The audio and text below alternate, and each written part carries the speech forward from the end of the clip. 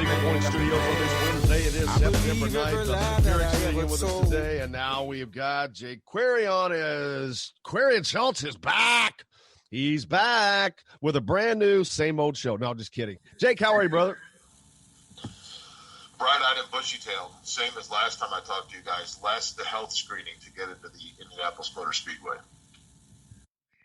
The health screenings have gotten a little more mild, I think. No more 6-foot swabs down the nose, I think.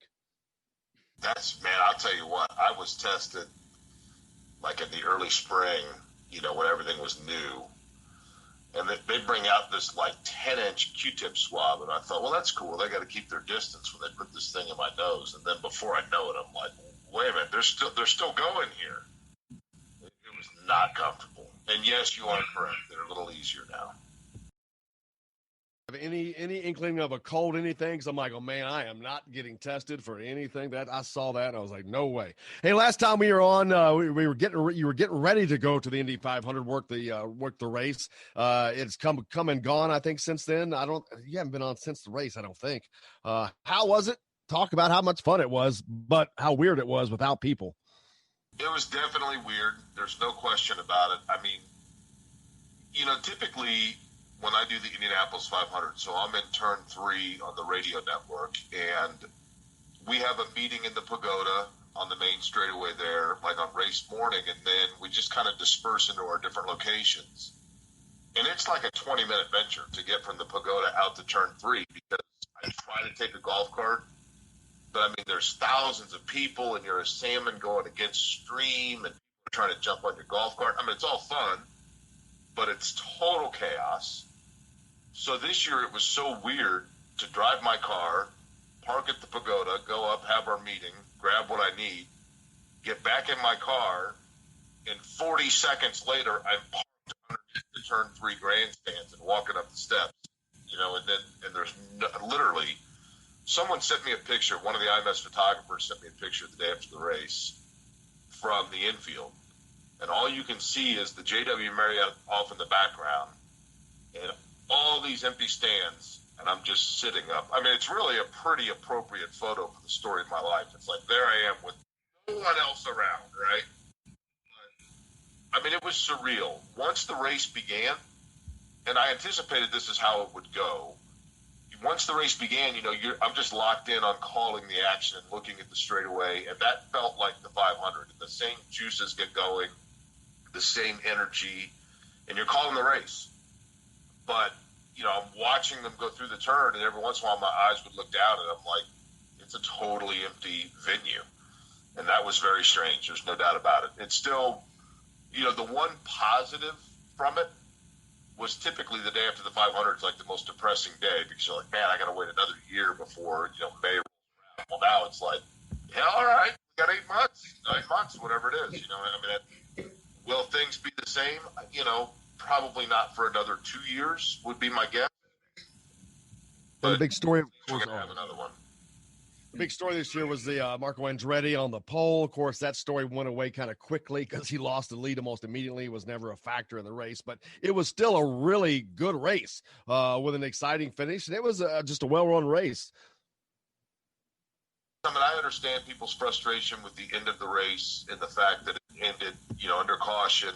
But once Spencer Pigot hit the attenuator wall, I'll tell you this: after the race, we went back. I went back into the Pagoda, and we had, you turn your equipment in, you grab a box lunch, you're sitting there. We all kind of converged back in, and this had been, and we had already signed off the broadcast. So I mean, this was probably 45 minutes after the checkered flag, and we're all sitting there, and I think it was Chris Denari was like, "Hey, check it out." We looked out towards turn 4.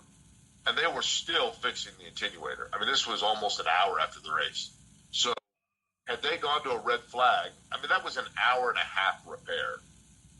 To have the cars just sit on pit road and tap dance for an hour and a half so that you can get 3 laps, it's not necessarily feasible. And it was the imperfect storm, and I understand the frustration there. Marco, your point on that, started on the pole, didn't lead a lap.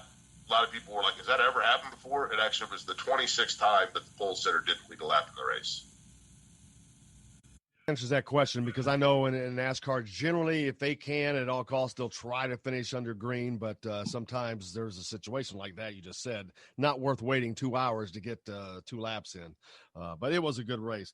Hey, big news on the show side. Quarian Schultz is back. I saw on Greg Rickstog's ISC network, actually doing a little TV, so we'll get to see you as well as hear you. Looking forward to that. An exciting new venture. Well, I appreciate it. And, so we did a radio show, myself and Derek Schultz, for 9 years in Indianapolis. And truthfully, I always kind of assumed when you do it, and when I was doing it, that my mom and maybe like 6 people I went to North Central with were listening to it. And then we were laid off as part of a corporate layoff in January. And I was overwhelmed. I mean, I couldn't believe the reaction and the outpouring and, the people that were disappointed by the news. And you always know when you do what we do for a living that's around the corner. It's always a possibility. So, there were some contractual things, non-competes, that kind of thing as part of the layoff that we had to sit out. And then, of course, COVID hits, so the real estate really is pretty dried up anyway. I mean, there's a lot of places where we could have gone. So I was very, realistic that probably that might have been it for us. And then the ISC Sports Network, which is run by Greg Rakestraw, approached us and said, hey, what do you think about doing a day, like a weekly, kind of like a Pardon the Interruption, a radio show on television that will run on Wednesdays at 6 p.m., so the premiere is tonight.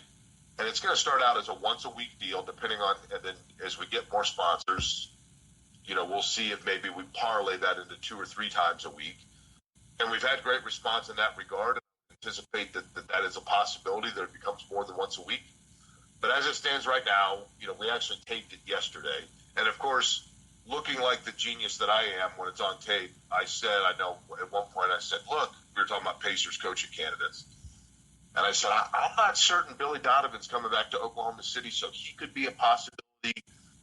Well, what happens? But last night, so you run that risk, right, of stuff looking already kind of dated, even in today's 24-hour news cycle, one day later. But so tonight it runs at 6 o'clock. It can be found if you have Xfinity cable on Channel 81 or on all of the, different networks, Apple TV, Hulu, Roku, those things that, I'm way too old to understand. Or their website, iscsportsnetwork.com, where it can be found. So, look, we're just getting our footing on it. We'll see where it goes. I'm excited about it, and I'm grateful for the opportunity. And I was relieved and flattered and quite frankly incredulous to know that there was apparently some desire for us to continue. So this gives us that opportunity, and we try to grow it from there. Well, obviously there is, and a lot of people are looking forward to it, and make sure you find that information there because they've been waiting. It's been since January and looking forward to get back to it. What are some of the things you guys will cover on the show? Any different than the radio show was? Is it pretty similar format setup? It's a great question because in radio, especially when you're doing 4 hours a day, our show kind of morphed into, obviously it's a sports show, but a lot of it was personality based on just Derek and I's day-to-day, observations and things we do. And the difference between the two of us, we're 2 guys that are, 10 or 11 years apart. So there's kind of some generational stuff there that I think a lot of people either associated with me or they connected with him, depending on what age bracket they were. So, the anticipation is to continue to do a discussion of sports and what the sports topics du jour are. In this particular first episode, we talk about what happened during the pandemic.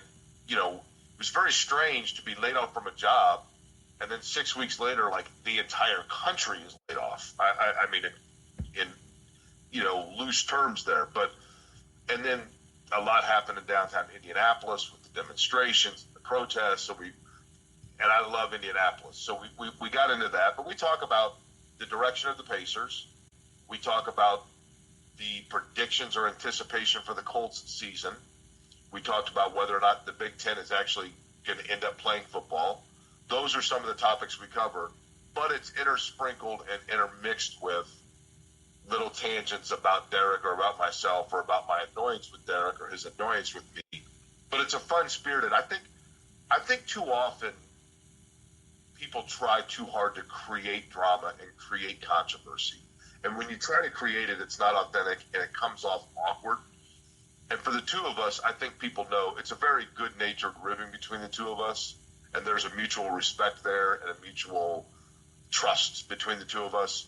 So, you know, we sprinkle that in, and we certainly let it know, like if Derek's going too long or I'm going too long, which I know is shocking on a subject of, you know, the other one saying, like, come on, man, like, no, people don't want to hear this, and then we move on. So that's what we do. It's just a loose format, two guys. Just think of it as a television show where, and especially now this is weird because we haven't been able to do this for 7 months, but you walk into a sports bar, there's two guys sitting at the sports bar having a conversation, and you jump in and everybody just has a round table talking about sports but intermixing other stuff that's on their mind. That's basically what we do. Two guys at a bar. There you go. That's what we should have called it, right? I remember when we started, they were like, hey, we've got a great name for your show. Like, we think that, like, we have a great name for your show. Okay, I'm all up for it. And this is not open for debate. This is what it's going to be called. And I thought, well, this is a big-time radio conglomerate. These people have, I mean, they probably had meetings about this. And they said, we're going to call it Query and Schultz. Well, boy, that's research and development right there. I mean, I'm like, how many meetings did we have for that? You know, Zoom, but how many Zoom calls must they had for that? Okay, great. You guys, but you know what? As it turns out, I guess that worked because people ask me all the time about Schultz. I go out somewhere, hey, what's Schultz like? And I said, well, he's a royal pain, and then we go on. But people remember the name, so I guess it worked. Absolutely. Well, we remember the name Jake Query, and you can find a Query and Schultz on the ISE network now. So looking forward to that, Jake. I can't thank you enough for taking time to join us. Congratulations. Looking forward to it, and we'll do this again. I appreciate it. I will tweet out later today the link where it can be seen, and my Twitter is @JakeQuery, which is JakeQuery. Shameless plug. We will retweet that as well. No worries. Appreciate you, brother. Have a great one and look forward to it. And we'll be following you along. Hey, we got more coming up here on Indiana Sports Beat as Zach Osterman is going to join us next from the Indianapolis Star. Plenty to talk about on that side of things. We'll be back with it right after this to the Golf Club at Eagle Point Studios.